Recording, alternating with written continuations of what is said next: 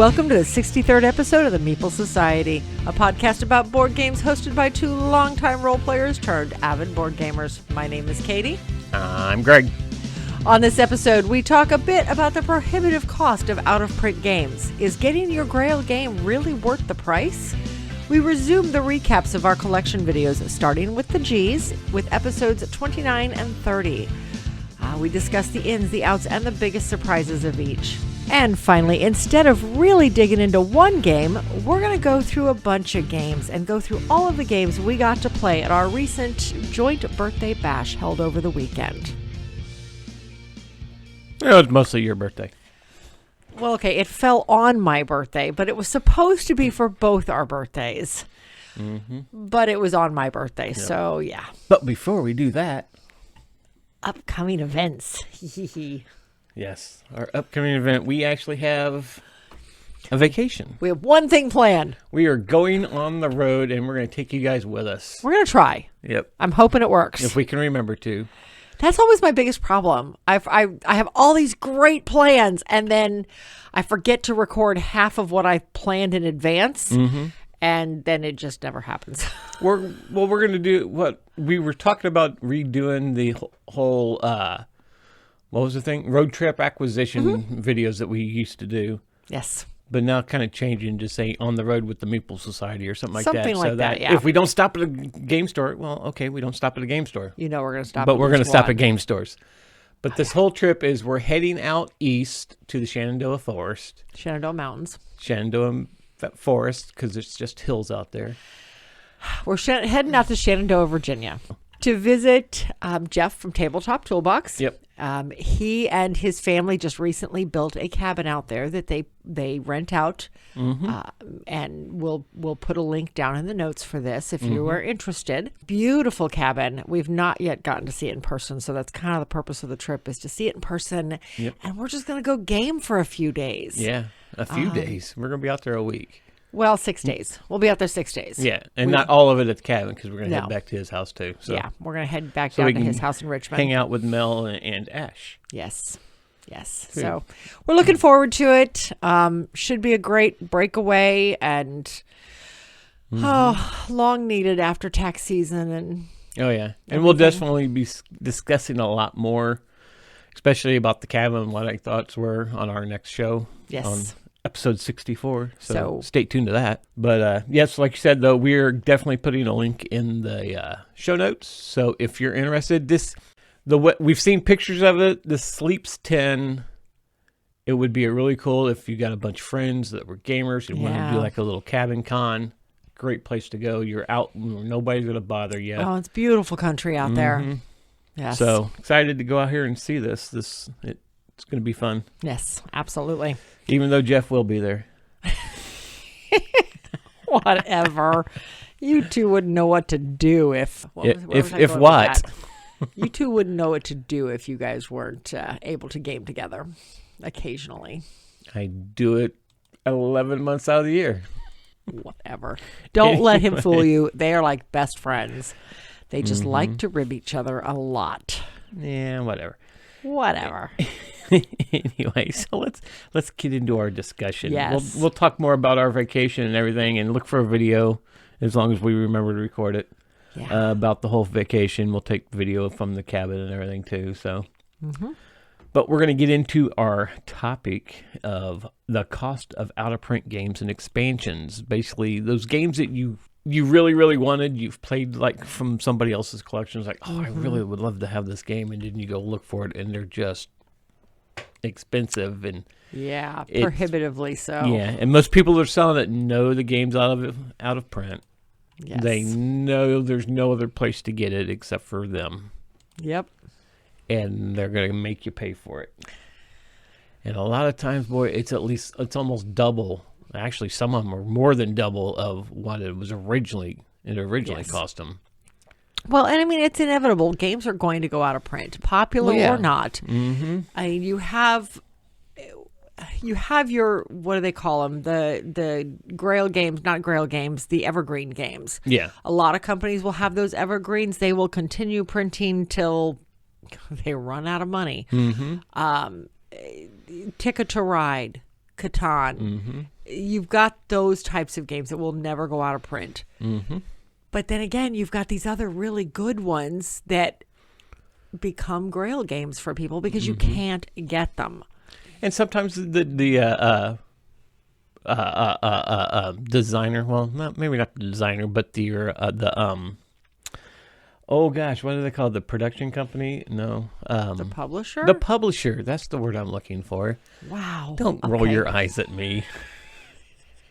But the publisher may have gone out of business and nobody's picked up the title. I get it. Yeah, but still. So, for example, we have a couple of games that when we bought them were already out of print. Yeah, and one you got me was my Grail game. Yes. You got for Christmas, and that was Bruges. Yes. And what did you pay for it? I paid $95 plus shipping. Which probably, when the game came out, was probably $45 more than what it originally. Let me look at my list. Let me see if cost. I've ever found an MSRP on it. I don't know if I ever have on that one. I keep a running list of what I paid for games and what the MSRP was. I did not. I have written down $100, and I know that's not right. Matter of fact, I need to delete that because that is absolutely not the MSRP. No. So no, actually, I paid $75 plus shipping. So I think it was $92 with shipping. Okay, that's what I'm thinking. And so anyway, I think the game's probably because that came out when. It came out in 2013. 13, yeah. So it was probably $40-$50 at the tops. At most, yeah.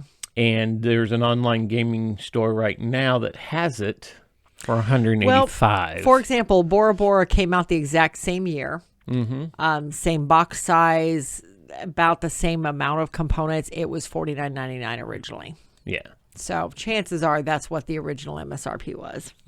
But different publishers. Yes. But still. But yeah, but now there's an online gaming store that has it for $185. Wow.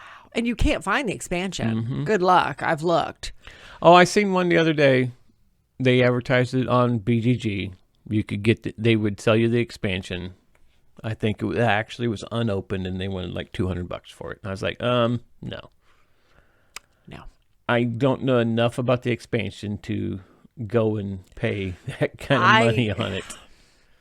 I wouldn't pay that much money for an expansion. I don't care what it was. No. Yeah. No, Grail game or not. That is definitely not worth it. Yes. But, okay, so in addition to that one, we also have the original Battlestar Galactica. We got that one on clearance. It was actually one of the Red Dot sales at Half Price Books. Yep. We paid $30 for it. It was originally MSRP'd at $50.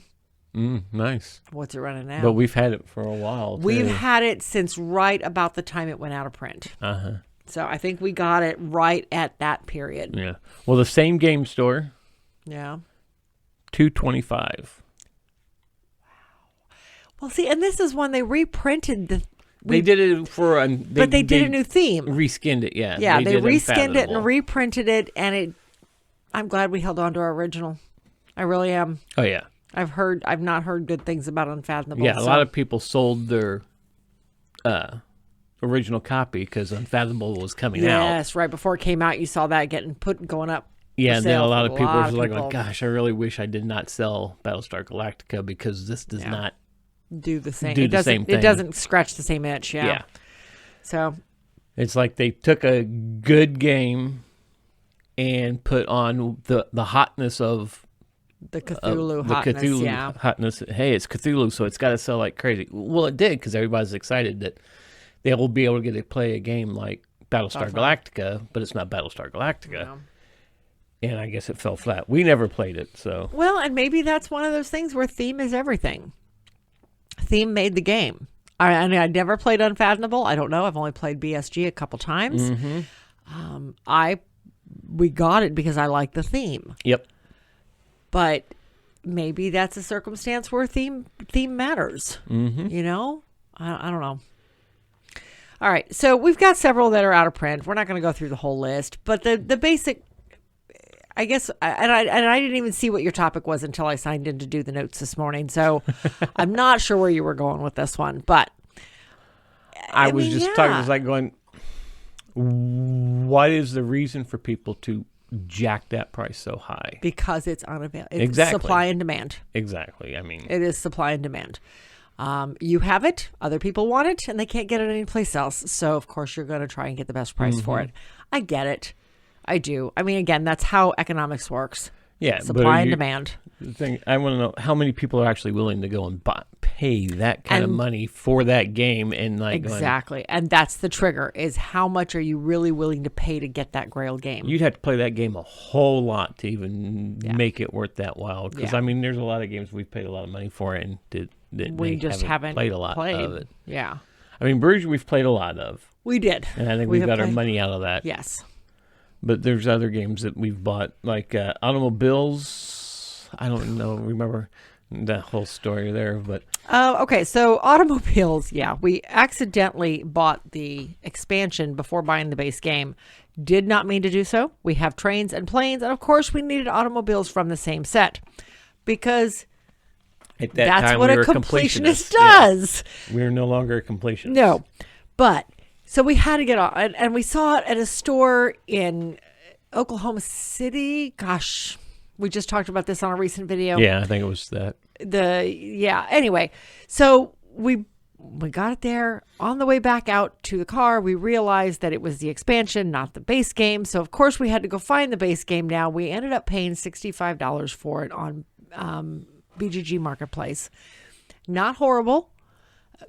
MSRP is about $50, so it wasn't that bad. And we've played the base game. We have yet to play the expansion that we originally bought. Just saying. Well, we've played the base game, a couple times? We've played the base game once.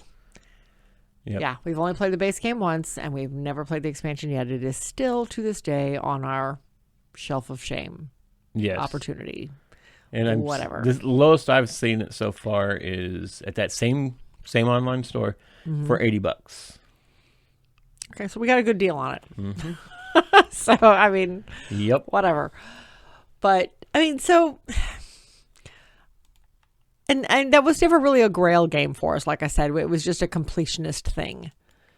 Had we not found the expansion, we would have never paid that much. Yeah. Well, the light new, the one that got me that I looked up is a game that we had that we just bought on an off chance because somebody said, "Oh, this is a really cool game." Because Phil had actually, you had looked at the game multiple times when we were going in the store, and Phil says, "Oh yeah, this is a great game. It's a Mayfair game." And that's Witch of Salem. Oh, yes. You're looking at me like, what are you talking about? I was going to say, what are you talking about? But no, but I know you had pulled it off quite a few times, and I'm like, I don't know. And then Phil had actually said, the owner of the store we was at, said that, oh, it's a really good game. We picked it up, and we barely paid anything for it. We paid $35 for it back then. MSRP is for about $50. Still in shrink, nothing wrong with it. Yeah. It's gotten a little worn now because we've played the crap out of that game. If we had to sell this, I would have to list it in fair condition because we have played this a lot. I'm looking on the site. Oh, it's that same place.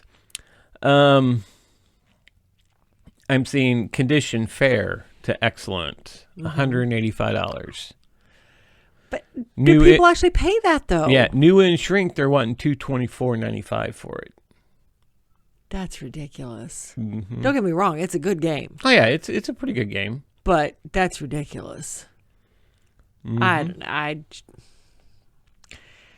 It's one of the few Cthulhu themed games that we have that we actually enjoyed playing. Yes. Between that and Arkham Horror. And we have not. I mean, we've won it, but not very often. No. So, yeah, that one is definitely way up there. And it's probably not going to be back in print. No. Unless the whole new Mayfair thing that's coming around, unless they are able to get that title and unless they start reprinting some of the older titles. Yeah, maybe. I don't know. Yeah. Well, it's also on the box's Cosmos, so maybe you might get it through Cosmos. I don't know. But anyway, like I said, I personally think... Oh, the other big one was Dinogenics we bought. Yep. Used. We paid $140 for that sucker. I had the MSRP written down at $54. I don't know where I got that though. So that might sound about right. About right. For that. It was in 2019, so yeah, I'm seeing 150, 190, 100 pounds, 100 euros. Wow. Yeah. Well, and that one's getting a new reprint, isn't it? It's finally getting a reprint. Yes, I think so. I thought I'd heard that, so I don't know. Oh, yeah, I think I think I remember you seeing that, and I was like, oh, I hope they reprint the expansion, too, because I'd like to get the expansion. Yeah, maybe. I don't know. Moral of the story, at some point, everybody's going to buy something out of, well, I shouldn't say everybody, because some people are smarter with their money than we are, apparently. We have definitely bought stuff that's out of print and paid way too much for it because we wanted it. Yep. So what are your thoughts? Not Katie. What is your thoughts? I'm talking to our listeners, the few that we have. I figured. But what are your thoughts? Are you willing to go out and pay that big money for that expansion, or not the expansion, but that game that you've always wanted, and pay 2-3 times more than what the game originally was? Or would you rather find it in a collection someplace and play it whenever you get a chance to? If it's a grail game, is it worth the money? Yeah, because in my opinion, if it's a grail game and you're paying a ton of money, you better play it an awful lot. Yes. Let us know in the comments, especially if you're listening to it on YouTube. You can just comment below. Moving on. Games we're backing. Katie actually has one on here. I did, because launching tomorrow is the Earth expansion. What is it called? Earth Abundance. Yes. I don't know a lot about it. I just know that it's something I want. So there you go. I love the game Earth. Yeah, you like the game. I really like this game. We've introduced it to several people, and everybody's enjoyed it. It's actually one of the games I wish I had dug out last night at the party. Because I feel like several people who were here would have really enjoyed it, and for whatever silly reason, I didn't. Yeah, I wish I had. We kind of kept everybody in one group, and yeah, we had that one was our point had mistake. 12 people trying to figure out games that we could play with everybody at the same time. Yeah, well, it is what it is. But anyway, not a lot to say about this one. If you're a fan of Earth, it's definitely worth looking at. It, like I said, by the time this comes out, it launches at the date of recording. It launches tomorrow on Earth Day, which I thought was appropriate. I think that's how they probably launched the original game as well, on Earth Day. Yeah, I think so. It looks like there's going to be a new player. Maybe they're making it as they're accommodating one extra player, which leads me to wonder about the player mats, because we have the set of 5. So how do I get a 6th? Well, it's just saying Earth Abundance 2024, 1 to 5 players. Maybe they're not adding another player then. Okay. Because, it plays 5 now. I don't know. I guess if you are interested, if you like Earth, by all means, check out the Kickstarter. It looks like it'll be interesting. Yeah, I know they're giving upgraded pieces, and I'm assuming more cards and stuff. But, of course, without the Kickstarter page up, there's not a lot of information there. Yeah, because BGG doesn't have a lot either. No. It says Earth Abundance is an expansion for Earth that allows you to enhance the rich gameplay of the award-winning board game with new player interactions and opportunities to curate your hand. Yes. I can't speak today. Nope. 80 plus new cards, increased interaction, and then there's a new seeds, a new resource. Yeah. So yep. I'm curious to see what comes of it tomorrow, but I'll be back in it tomorrow when it comes out. All right, we can move on now. That's all I had to say. So we're going to jump straight into the ins and outs of the board game collection. All right. So on the first episode we're talking about was recorded as episode 29 of Playing Through Our Collection. If I've never said it before, of course, available on YouTube. It's a great big old playlist, so I'm sure you can find it. So the games that we played a total of 19 games on episode 29. We did have one game we had to double back on, and that was a game called Bear Down. It's a little kid's game about you're playing a bear fishing in the stream, and you're trying to catch the fish before they and you go over the waterfall. We actually had a great time with this. After Bear Down, we dived into Earth. Well, actually, I guess we had a few go-backs, didn't we? I thought it was only one, but it was actually 3. Yep. Okay, so we had Bear Down. We had Earth, which ironically corresponds with the Kickstarter. We had Disney Gargoyles Awakening. This was one that was only a go-back because my spreadsheet was messed up. I had it listed under Gargoyles. It's actually Disney Gargoyles, but whatever. Anyway. Then we played Galaxy Trucker. Anyway, game of 49, the game of baloney, the game, which is a card game, the worst name ever. But anyway, Gang Rush Breakout, Ganymede, Get on Board New York and London, Ghost Stories, Gigamons, Gingerbread House, Ginkopolis, Ginny Cube, which is actually Ginny O, I think, in BGG. But anyway, yeah. Gloomhaven, Jaws of the Lion, and Goonies Never Say Die. All right, so those are the 19 that we covered in that episode. So our surprises. Well, we'll start with In. Which could it be?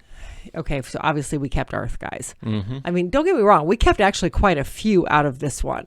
Yeah. There was not very many we got rid of out of this. Well, I shouldn't say that. There was actually a few we got rid of. But Earth was definitely the one that it was staying no matter what. We played this one for the first time at Dice Tower West a little over a year ago, and I loved it. I fell in love with this game. So, yeah, it was staying. The game that was out, the game that left the collection, was the game of bologna.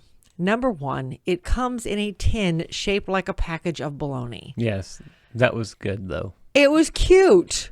The sales, I mean, and mind you, when I bought it, it wasn't still in its original packaging, but the original packaging, I kid you not, guys, looks like a package of bologna. It actually looks like a package of Oscar Mayer bologna. Yes. Now, once you take it out, the tin itself just looks like the giant stack of bologna slices. But okay, This is just a weird trivia game. It wasn't anything fancy. It was one of those that fell into the category of if it doesn't hit for us, we go to the ratings. It didn't hit with us, so we went to the ratings. It's rated at a 4.9, so it left the collection. All right. And our surprise for this episode, I kind of hinted at this one already, was Bear Down. Yep. This was such a cute kids game. We did a short on it. And it was just, we had a lot of fun playing this. I think this has been one of the more fun kids games we've played yet. Yep. So, and the basic idea, as I hinted at, there are 4 columns of tiles that make up the river and the waterfall, and you are hopping your bear around the rocks. You have to navigate the rocks in between the different columns, the flows of the water, or maybe it's only 3. But anyway, and then trying to collect fish and get back to the main rock before the water moves so far down that you go over the edge of the waterfall. It was just adorable. I lost horribly because I took way too many chances. I pressed my luck way too hard and I failed. Pretty badly, actually. But it was so much fun. I have not laughed this hard at a kid's game in a long time. There's actually 5 rivers. Is there 5 sets? 5 lanes. Oh, wow. I was way wrong. Okay. But yeah, you're rolling dice in between each turn. You roll a set of dice, and that tells you basically how far you can move and which lanes get more water into them. So which lanes start moving faster. So it's all a game of chance. And it was just so much fun. Yeah, I like the way this game was set up because you use the base, the bottom of the box. And that's where the top of the river is at. Yes. And then where it falls off the box is the waterfall. And then you have the receiving pool down at the bottom of it where everything falls into. Yeah, that was really cool. And you were like very like a daredevil in this game. You were constantly going to the edge, hoping that river would not have to move. I was, and I failed. I won this, didn't I? Because you did. I played the conservative thing. I would not go within 2 little spaces of the edge. Yeah, edge there. I was right on the edge a couple times, and you would end up getting knocked over. I think I went over the waterfall at least 3 times during this game. And of course, when you go over the waterfall, you lose all the fish you have. Yep. So you got to start all over. Oh, it was. Because it's not only get out there, collect the fish. You got to, like you said, you got to get back to the safe zone to be able to count those fish. Yeah. This was again super cute game by Amigo. I don't know if it's still in print or not. But if it is, it would it'd definitely be worth getting. Yeah. I'm not sure how old it is. This was from 2019, so yeah, it could still be in print. It might be. It shows at Noble Knight Games for $15. That's not bad. No. Yeah, I would pay that for it. Yeah, it's a cute one for kids. It really is. So, all right. That we did not have a disappointment in this episode. I think everything that we saw, we kind of went in knowing what it was going to be. Yeah. So there was no real disappointment in this mix. Right. All right. So episode 30. Now, episode 30, we did not have any go backs. This is all G's. Again, 19 games played. So we played Glass Road. We played Go, the original. I know at one point it was touted as the oldest game. I don't know if it still is. I don't think it is. Go. Go 500 racing dice game. Go Fish Dice, the dice game. Go for Broke. Go Gelato. Go Nuts for Donuts. Go Nuts. Go to the head of the class. Is anybody else seeing the theme here? Jeez. Well, it gets worse. Gobble Gobble. Goblet Gobblers. Goblet. Gold Ahoy. Good Dinosaur, the Roaring River game. Goose Egg. Gorgon's Lock, Grand Austria Hotel, the Grand Carnival, and Gravwell. All right, so the ins and outs. The one that stayed, no doubt about it, it wasn't going anywhere, was the Grand Carnival. This is one we've enjoyed since day one. Yes, we have absolutely enjoyed this since day one. We actually backed the newest Kickstarter. To get the expansion and all the new artwork. Yes.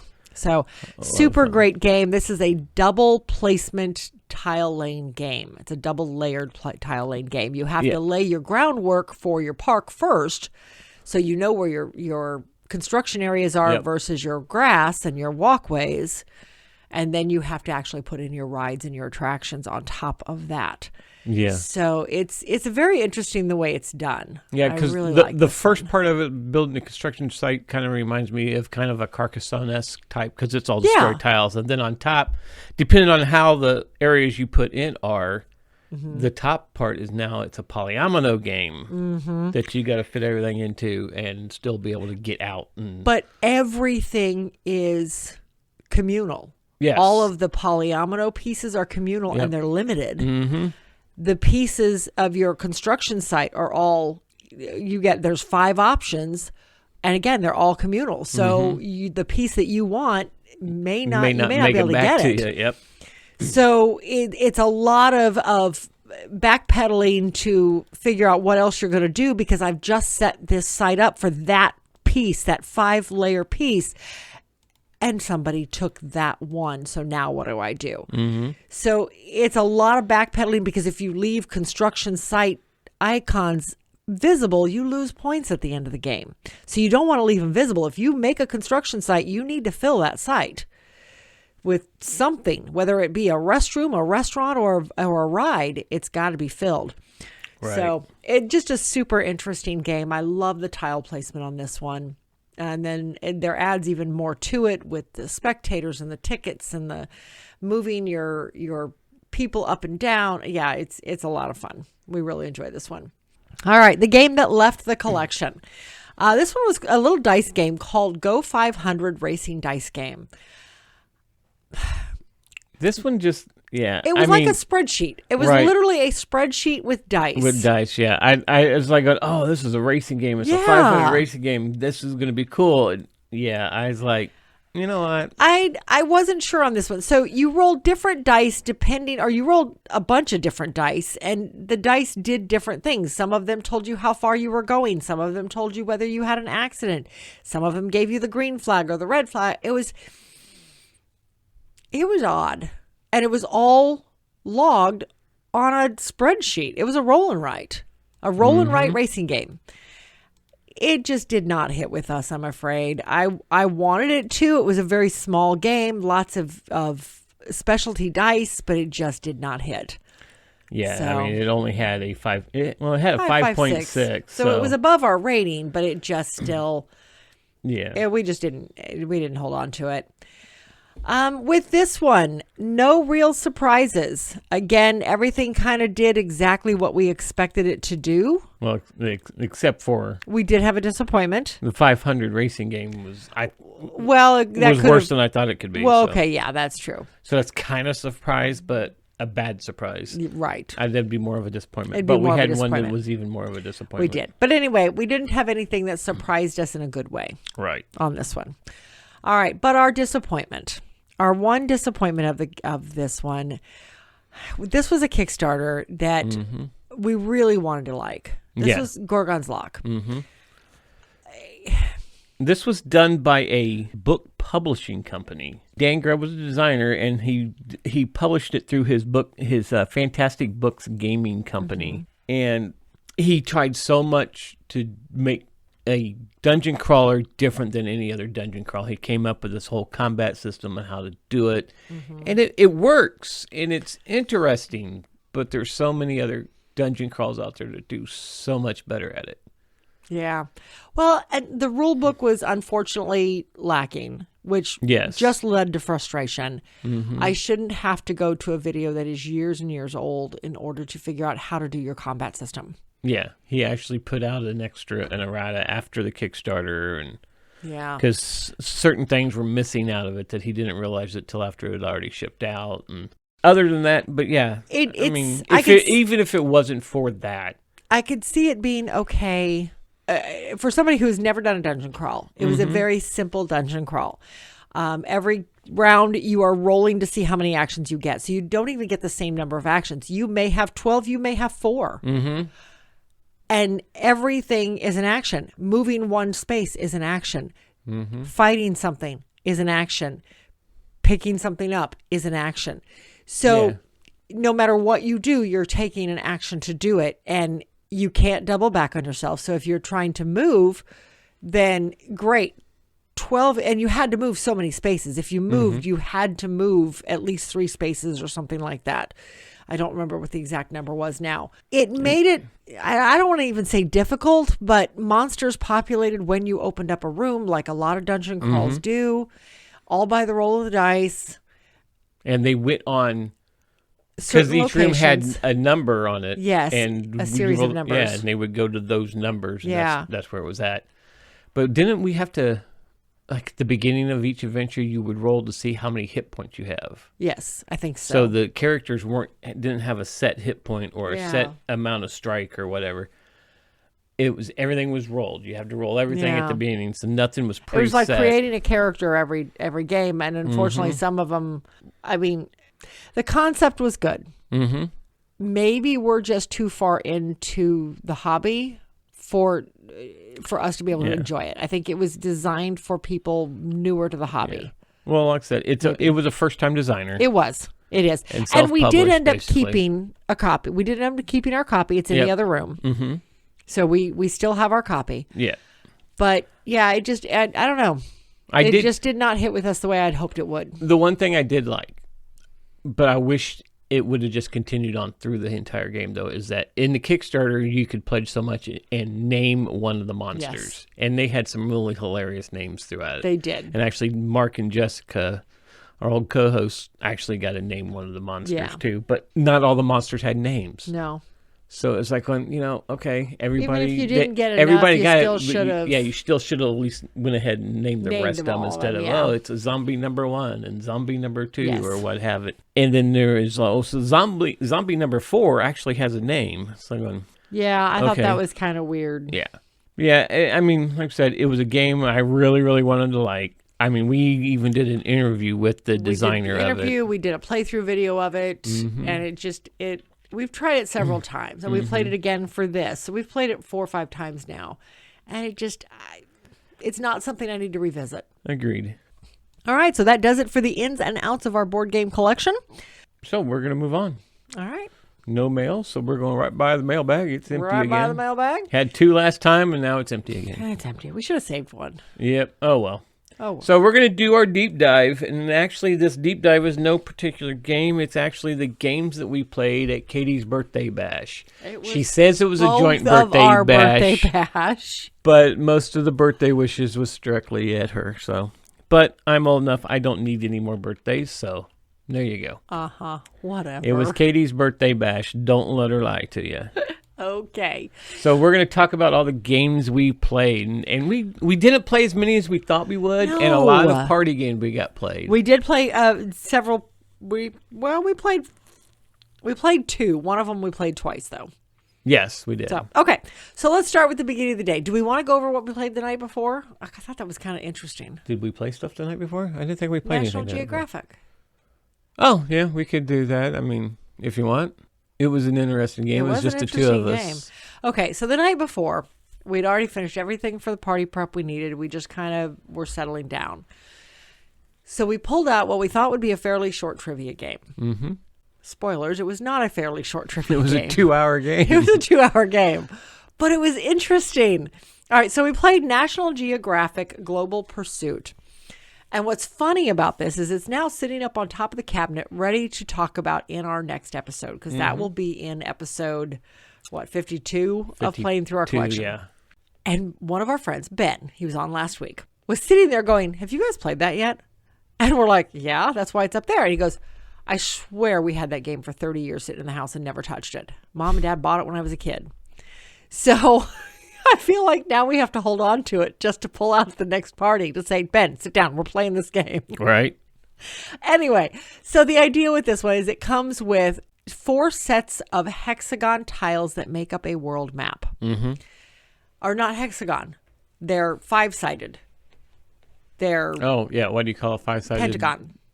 Is that right? The Pentagon is 5 sides. I think so, yeah. So anyway. Sounds right. Yeah, it's right. Sounds right. Anyway, so you've got 4 maps all made up of 12 sets of these tiles that basically make up the world map. Yeah, and each map is a different type of map. Each map has a different theme. Mm-hmm. Like one is about the globe itself. One is about planet Earth. And it just kind of shows the topography and stuff of the planet. All the trenches in the ocean and the mountainous areas. So, and then there's another one that shows, what was it, people and places or something like that. And it then showed all the cities There was one about history that showed a lot of your historical sites and your travel patterns across the oceans and things like that. So there was 4 different ones. Each one came with a set of cards. Of trivia cards that were laid out in 3 different categories, A, B, and C, 1, 2, and 3, basically. And you got victory points based on whether you answered them correctly and which one you chose to answer. We just kind of went across the board with number 2 and just left it there for the rest of the whole game. Mm-hmm. And then there was wild cards that if you answered one correctly, sometimes you had the option of getting a wild card. Okay. Each round, you're laying out, you're looking at the tile. You have 5 tiles in your hand. You're looking at the tiles in your hand and you are deciding if any of them will hook up to what is currently on the board. You start the game with one map tile in the middle of the table, and then all the other 47 tiles are all mixed together and shuffled randomly and dealt out 5 to each player. And then the rest of the stack is just sitting there. So you're looking at your hand of 5 tiles and you're deciding if any of them will hook up. They don't need to match. The map style does not need to match, but you get bonus points if they do. You just have to match up the geography of the planet at that point. Yeah. So South America cannot be connected to Africa. It does not work that way. As much as you kept calling South America Africa. Well, some of them, never mind. Anyway. But the cool thing is on those tiles, all the tiles had like the equator on some of them and the Tropic of Cancer, Tropic of Capricorn. Yes. So you could help, it would help you line things up. The international date line was on there too. So a lot of your longitude and latitude lines were on there to help line things up. Mm-hmm. So as you're laying tiles down, you have to match up one of the 5 sides, which made for a really weird looking map by the time we were done, because there were 4 Africas on there and 4 South Americas, and it was just literally stretched all over the place. It took up our entire table. And if you're watching it on YouTube, I will show you some pictures. She's going to show you a picture here. Yeah. So I thought the trivia was really interesting, though. And I don't have it in front of me, so I can't give you any examples, but some of the trivia was really fascinating. Yeah. So anyway, I really enjoyed it. I think we're going to end up holding on to it, spoilers, but I don't know. It was just a good trivia. It wasn't the type of trivia game where it's going to become outdated eventually. Mm-hmm. It's all about history. Yeah. The game was released, I think I read it was 1987. Yes. And none of the questions seemed like it was a dated thing. It was all It was all about the planet. Yeah. It was about the planet. It was about history. Yeah. There was nothing like on the U.S. U.S. President such and such was. Yeah. No, nothing that we came across anyway. Right. So, but yeah, super good game. We actually really enjoyed this one for a trivia game. It was probably one of the more favorite I've played. Mm-hmm. So, all right. Anyway, on to the actual birthday bash. So the first game we played, my son and his wife pulled this off. It's one of their favorite games. And you know me, I don't make decisions. So at least not when it comes to some things. Yeah, everybody knows that. I make too many decisions on a day-to-day basis. When it comes to what game I'm going to play, that is usually not that important to me. You make decisions at work. I do. I make decisions home. Give me a break. Anyway. What do you want for dinner? Hey, if you ask me what I want for dinner, typically it's going to be something that... it's going to be, I don't know. Or pizza. Although pizza costs a lot of money here lately, so maybe not. Anyway, I digress. First game we played was Heat. So we pulled out Heat. We played this with Justin and Jackie, and we introduced Doug from Quapple Nerds to it. He had never played, and he loves racing games. In fact, one of his favorite games is Formula D, so I told him he had to sit down and play this one with us. And he won. Yes, he did. He won by 1 space, if I'm not mistaken. I came in third, though. I came in last, yes, so, well, whatever. You're a girl. I'm going to pay for that. I have won this game a couple of times now, thank you very much. You won it at the Dice Tower Retreat, didn't you? I or won not retreat, at the at Dice Tower West. I won the very first game we played of it. Yep. Anyway, I love this game, though. It's so swingy, but at the same time, you can't tell who's going to win till the very till literally the last corner. Yeah, because at one point in this game, I was so far behind. Yeah. And next thing I know, I was leading it again. Yeah, and at one point, I was leading. It didn't last long. No. And I knew going into that last corner, I was not going to make it because that last corner was a 3. Okay, so the premise of the game. You are playing cards to move around the track. Mm-hmm. There's 4 gears on your dashboard, and each round you are deciding what gear you want to be in, and that's how many cards you get to play. The cards are numbered 0 to 5, and then you have your stress boost cards, your boost/stress cards. If you play one of those, you get to draw a card off the top of your deck. And that gets added to your speed for that round. As long as it has a speedometer on that card. As long as it has the zeros and fives don't count. Yep. So you pull a 1 through a 4, could be good, could be bad. But there's no way to discard those out of your hand, so at some point you have to play them. Because otherwise you've just got a handful of them. Because you start the game with like 4 or 5 of them. You start with 3. Like that. 3? Okay.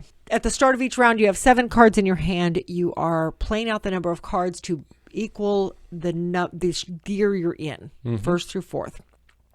The trick is that on the straightaways, yes, you want to be in 4th gear. You need to get those high numbers down, as many cards as you can. You want to go far on those straightaways. But then you come into those corners, and those corners are labeled anywhere from 2 to like 10, I think, is the range I've seen, depending on the maps that you're on. And each of the maps is a little different, as you would expect for racetracks. But you cannot go around that corner going faster. Your card play cannot be more than what that corner says, or you start taking heat. Yeah. Heat is essentially that piece that in any deck builder clogs down your hand. There's only one way to get rid of it. You can get rid of it, but there's only one way to get rid of it, and you have to be in a lower gear to do it, which means you can't go the speeds you want to go. So you have to take advantage of those tight corners where you want to be in a low gear to get rid of that heat at the same time. But that's how I lost the game, because that last corner, I only had high cards in my hand. I had no low cards whatsoever, and it was a 3. And I only had 2 heat available to me, so I had to slow down. Yep. Or I wasn't getting around. And the rest of you sped on through, and we had the heat to spend. Yeah, I did not have the heat to spend anymore. And see, the heat, I think, is what makes the game really thematic, because the heat, basically, it goes into your deck, and then when you shuffle and it comes back up, it stays in your hand until you can cool down, like in the second or first gear, or be the last person in the last place. You can get rid of the heat that's in your hand. Instead of taking an extra space. But it clogs your hand as if your car was overheating. Yes. Your car's too hot, so you need to slow down to cool it off some. Yeah. And that makes it very thematic in this type of a game. Yeah. And I like that. And you can kind of control how fast. I mean, it's like, oh, I got a pile of heat in front of me, because you start with one in your deck and then six other ones on your board that you're going to eventually put into your deck and take out of your deck throughout the game. But you can try and manage that as like, okay, I still got 6 heat sitting here in a pile. I can take this corner at least two spaces faster, I need to, so I don't have to slow down. The corner's a 5. I'll go through it to 7 and take those 2 heat. But when you do that after a while, you're like, oh, I'm out of heat. I'm almost out of heat here. I've got to slow down. And then, geez, there's a straight coming. I can't slow down. Yeah. So you're going to end up at one point, I think I had 4 heat in a deck. Your hand is 7. I had 4 heat in my hand, and that's when I started losing. I started dropping back because I think I went through a straight in second gear. Wow. Because I had no more heat. And if you hit a corner where you're supposed to take heat, and you can't, you spin out. Yeah. You take another stress card to put into your deck, and you go back to the last turn you just went through. You don't continue on. You just go. You have to restart right at that turn. Yep. So yeah, it's very. I think it's very thematic. I really like this one. A lot of people like it. A lot of people don't like it. Well, and I think that's indicative of any game. Mm-hmm. I don't think that says anything about the game itself. There's a lot of games that people love, and I'm like, that's indicative of a game. Why there's so many. It's to whatever your taste is. Yep. Exactly. All right. Okay. So the second game we played, we have a couple friends, and we've talked about them before, who really like the cooperative games. Yes. They don't do the competitive games. I think they are just by nature competitive people, and that they're too competitive against each other. Bless their hearts. I love them both. We've known them for, oh my gosh, We've known them for a really long time. We've known them as long as our youngest son has been alive. Pretty much, Actually, before then, no, just right after Eric was born. A year old when we met them. And Eric is 28 years old. Yes. Anyway, so we pulled out Atlantis Rising. Okay, yes. 7 players. We thought this would just be a good one, or 6 players. Who was all in this one? It was me and you, Doug and Sarah. Yeah, Doug and Sarah, Doug and Mary, and you and I. Okay. Yes. So we pulled this one out. Jeff from Tabletop Toolbox described this one, the first time we ever played it, he described this one as the only cooperative game he's ever played where by the end of the game, everybody was standing over the board like it was some sort of military map. And when they won, everybody cheered. Mm-hmm. There was a point last night where I felt like standing up. I didn't, but I felt like it. And we all cheered when we won. Mm-hmm. It was just that. It's just that good of a game. So our island was getting pretty small. It was getting pretty small. I sacrificed 2 of my guys. Now, the second guy was actually illegal. Uh-oh. I got to think it. Because remember, the library does not reshuffle, and we reshuffled the library. And I was able to get that same card back, where if you sacrifice one of your Atlanteans, you got to put out 2 of the blockades or whatever they are. Mystic barriers. Yeah. Yeah. Okay, so the idea with this game, so we got to put a big asterisk on that apparently. Mm-hmm. So the idea with this game is that you are all Atlanteans. Everybody has their one main guy and then a series of smaller workers that you're putting out. You're Atlanteans. You're trying to, I want to say you're trying to save the island of Atlantis, but you're really not. There is no way to save it. It is inevitable. It is going to sink. Your goal is to get off of the island before it does. Yes. And the only way off the island was through a mystic portal that you have to build prior to the island sinking. So you're trying to go around the island and get the resources you need in order to build the portal. Yeah, simple as that. You got to build it piece by piece. Yes, I think there was 11 pieces in the outer piece of the portal and then the center. And once you built the center of it, then everybody could escape. You had to have your main person in the center portal to build it with one of the pieces of supply in order to build it at the very last round. And then you win the game. But yes, you're right. We did not realize that the library did not reshuffle. So we should not have reshuffled the library. So we did make that one mistake in the game. But nonetheless, it was a good game. By the time we finished, I think we had maybe one piece of 4 of the peninsulas left. Yeah, almost all the peninsulas really were down to one piece. I think we might have had 2 pieces on one of them. I think either the city or the library had 2. No, was it one of those? I thought it was like over where you got the gems. I don't know. I've got the pictures. Yeah, I think the crystal had one left too on it. But anyway, I think everybody had a great time with it. Yes. I think this is one I want to pull out for the 24. Mm-hmm. I think it would be a great game. Even with 6 players playing it, it was just fun. Mm-hmm. So I think this may be one we play again very soon. But yeah, super good cooperative game. Yep. And if you're wondering, what are they talking about the 24? It's our 24-hour board game marathon for Extra Life and the Children's Miracle Network. Yes. June 8th and 9th, starting 7th and 8th. 7th and 8th.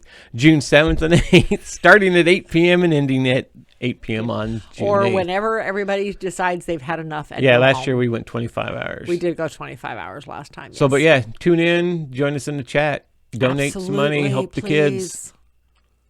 Okay, next game. Okay, next game.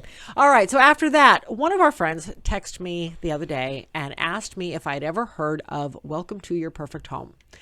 And I said, well, yeah, of course I've heard of it. We have it. Absolutely love it. It's a great roll and write. We have all the expansions. And we do. And she had just seen it, found a really good price on it with everything that we have. I've actually bought the exact same bundle. Mm-hmm.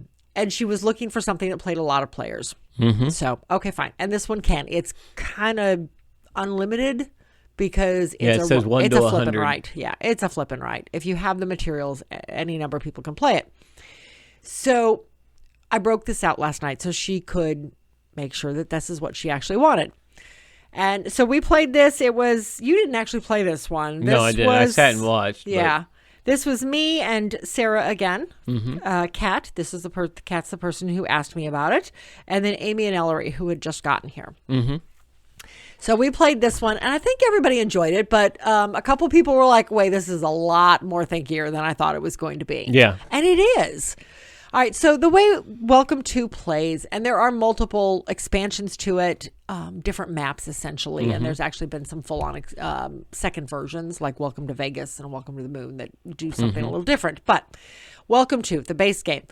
The idea is that you are trying to fill in a neighborhood of 3 blocks. Each block has a different number of houses on it, and you are trying to build the houses, but you have to number them in consecutive order. Every turn, 3 cards flip over. On the front side of the card is a number 1 through 15. On the back side of the card is any number of different actions that you can take that correspond with the number above it. So you've got basically 3 columns of cards. So for example, I could have a number 10 and a pool. So I want to place a 10 on one of my houses on one of my blocks that allows a pool, so I get credit for that pool. Mm-hmm. It doesn't have to, but then I don't get credit for it if it doesn't. But I want the pool because pools are points. So, and then maybe the next flip shows an 8 and it allows me to build a park on that block. So I'm going to put an 8 somewhere, maybe on that block or a different block, and I'm going to cross off one of my parks for that block. And the more parks you cross off, the more points you get. There's all sorts of different actions you can do. One of them allows you to double up a number, but it's negative points at the end of the game. One of them allows you to, kind of hard to explain, but it allows you to cross off scoring opportunities. The more you cross off, the higher points you gain for where you put your fences, how big your areas are, your estates. Like they call them estates. Yeah. Does your estate have 3 houses in it, or 1 house, or 5 houses, or whatever? It all depends on where you put your fences at. And then you have a card that gives you fences. You can block off your fences to make your estates and to get bonus points, and so to fulfill the in-game. Yeah, they're in-game scoring, but they're is it in-game scoring? Building plans. Building plans that are. It's not really in-game, but the game ends when somebody has all 3 of them. Though. But it's extra points. It's extra points. And if you get to be the first one, you get more points than everybody else does. Correct. So lots of different things. It is your quintessential flip and write game.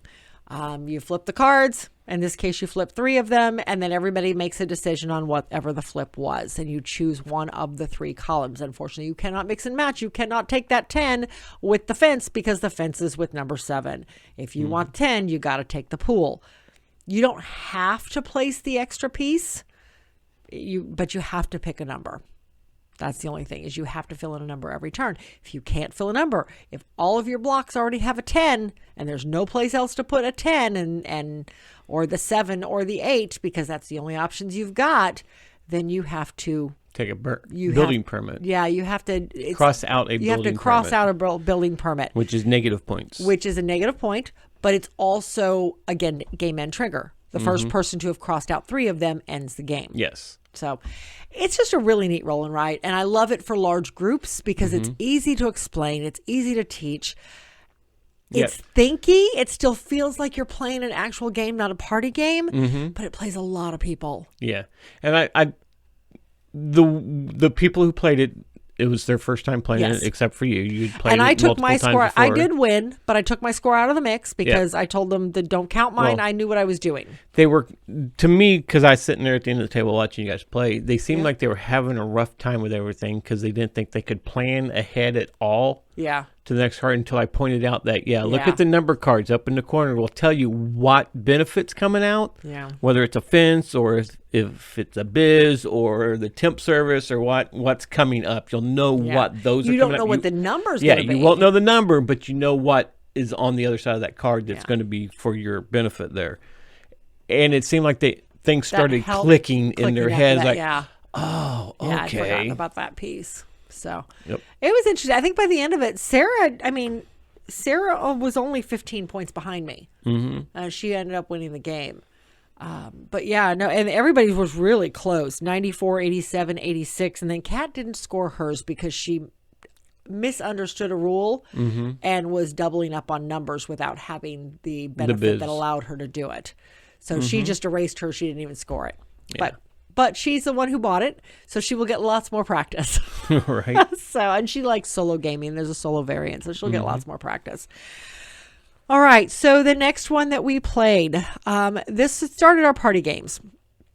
We pulled out One Night Ultimate Werewolf. This is one of the party games we needed to play for the next, actually coming up. It wasn't even for the next video, but it's one coming up. But we knew this was going to be our best opportunity to play it, so we grabbed it.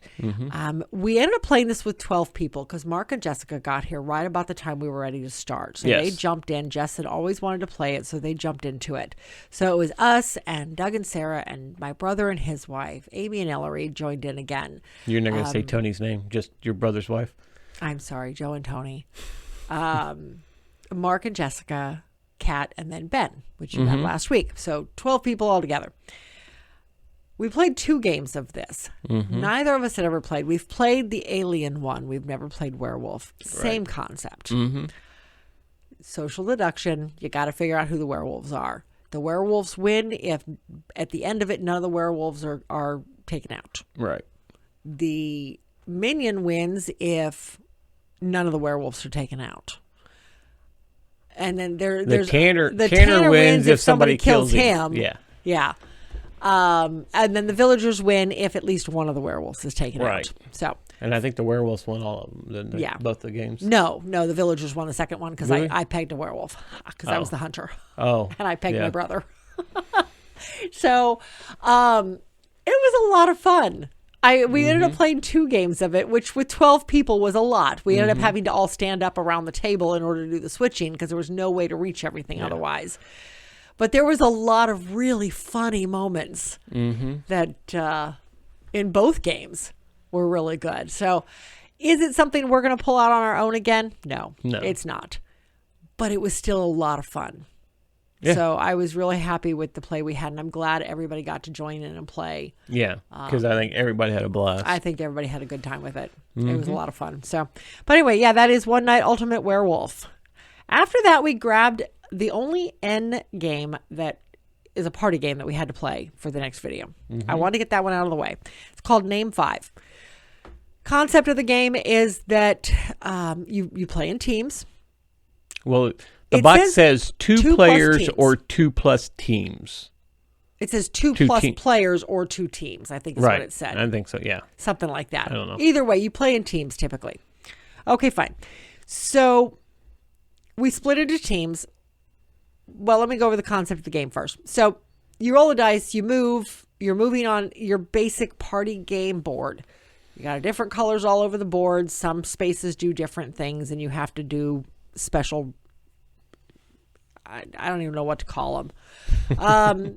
You have to do special things on certain spaces. The rules change just slightly. So anyway, you land on the color, you pull a card, you name 5 items of that category in that color. Yeah, and you got and then you got 30 seconds to do it. And as a team, you work together to name the 5. Okay, fine. Those rounds went fine. And then you keep going till you miss one, till you can't get to 5. And it could be things like name 5. One of them, I think, was name 5 sports teams with an animal logo or an animal name. Gosh, what was it? One of them was name 5 John Belushi movies. Yes. And they were like, he's been in 5 movies? Yeah, Elvis songs. Elvis songs. And I mean, some of them weren't bad. And some of them were like, what?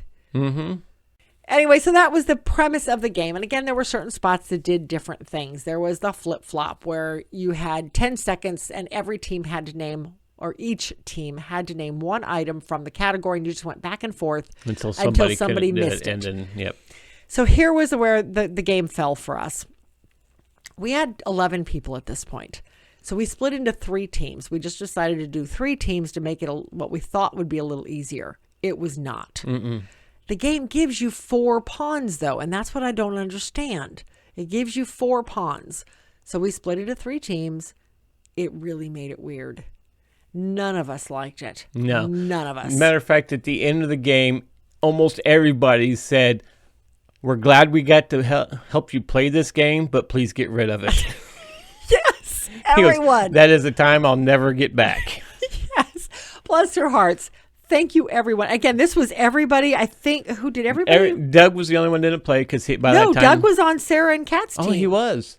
Who didn't play? Who didn't play? Mark and Jess were gone already. John got here. Mark and Jess had left. John got here. That's right. Okay. That's right. Bless his heart for helping us with this one, because not his thing, that's for sure. But yeah, so we kind of explained to everybody that, yes, this is one of those games, and you guys are getting a sneak preview to episode 51 here, 52. 52. This is one of those games that if it doesn't hit with us, we go to the ratings. Did most people like it? It has a 4.8, so unfortunately it is going to leave our collection. But I'm glad we played it. I'm glad I don't have to play it again. All right, last game that we played. This is an oldie but a goodie for us. This was Captain is Dead. Yes. So a couple people had already left by this point. So it was us, Amy, Ellery, Kat, and John, and Sarah. Doug bowed out on this one. The Captain is Dead is a cooperative game about a spaceship in space that the captain is dead, as the name would imply. It's been the jump cord been disabled, and you got to repair the jump cord in order to jump to safety. Escape because from the aliens are coming and they are attacking the ship. So throughout the game, every round you have 4 actions, as most cooperative games. You are moving, you are doing repairs, you are gaining skills, whatnot, throughout the game in order to make your repairs. The game comes with like probably close to 20 rolls. Yeah. And in 7 different colors, 7 different categories. And everybody picks one category and then picks one roll out of that category. And that's their specialty. Yeah. You get some innate skills that you can use no matter what. Each character has a different amount of actions they can do. Well, most are 4. There's a couple that are 5, but most are 4. And then everybody has a special ability. Right. Like mine was every time I repaired the shields, I got to draw 2 random skills, provided the computer was up. And the computer was constantly down. It was constantly down. I think I got to do that once. But the idea is, again, there's a couple ways to lose the game. You run out of aliens. There's only like 10 or 12 alien figures to put on the board when aliens attack. Like, I should back up. And like any cooperative game, you take your action, and then the bad stuff happens. Yep. And then the next person takes their action, and more bad stuff happens. And then the next person, and then more bad stuff happens. But what is it, 5 or 6 bad things happen before the game even starts? And that's normal cooperative game. That is totally normal. Yep. You seed the board with the bad stuff before the first action. So the first player has something to do. Okay, so we made it, I think, 3 rounds. I might have had 3 turns before the game was over. We didn't make 3 rounds. I had 2 turns. Okay. Because I never got... The first thing was that we died at the start of the 3rd round. The beginning put aliens in the engineering room, which is where I was at, so I was automatically down, so I had to take out the aliens and then go heal myself, and then I had to go get skills, so I was ready to do my first repair on the warp core, but never made it. Yeah. I got 1 repair of the shields, and I think John went in there and repaired the shields once, and that was it. And we just kept pulling cards that damaged the shields. And we ended up I think Amy got up. in there and repaired the Or maybe shields. it was Amy that did it, not John. Because I know it only got repaired twice. Mm-hmm. It was, don't get me wrong. I love this game. Oh, yeah. It is hard That was a very beat. quick game that we normally have. We usually at least get into the orange cards. Yeah. And we never Not even all made the time orange. do we get in the red cards, but most of the time we get into the orange cards. So if this one sounds intriguing, we did do a playthrough of it where I won't spoil the ending, but it was good. Yeah. So we did do a playthrough of it. It is on the YouTube channel. Please go check it out. Hopefully I will see the numbers on that video spike, but we'll see what happens. But anyway, super good game. That was where we ended the night because we're all old people and everybody wanted to go home and sleep. We were all tired. Yeah. And yes, so were we. But that was it. That was how we ended our game. So I'm kind of wish we'd gotten more played, but at the same time, we got some good games played. Mm-hmm. So this is going to end episode 63. What's new to the YouTube channel? Well, it was kind of a slow week. We got the playthrough the apiary finally out after having to re-record that. Okay, you got that out. What's coming to the channel, episode 51, is still in editing and will be out within the next couple of days. Fingers crossed.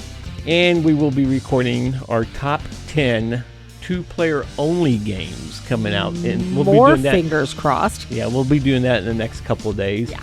And there may be a Hopefully. special appearance on Tabletop Toolbox Weekly Ratchet with Jeff Knapp over on his YouTube channel. Go over, check it out. Great show. But in the meantime, if you want to follow us on social media just to keep up with us, see what we're doing, just follow the links in the show notes. There you'll find links to Facebook, Instagram, X, TikTok, YouTube, Threads, and our merch shop. Or you can contact us directly with questions or anything at themeeplesociety@mail.com. Thanks for listening, and we'll see you at the next one.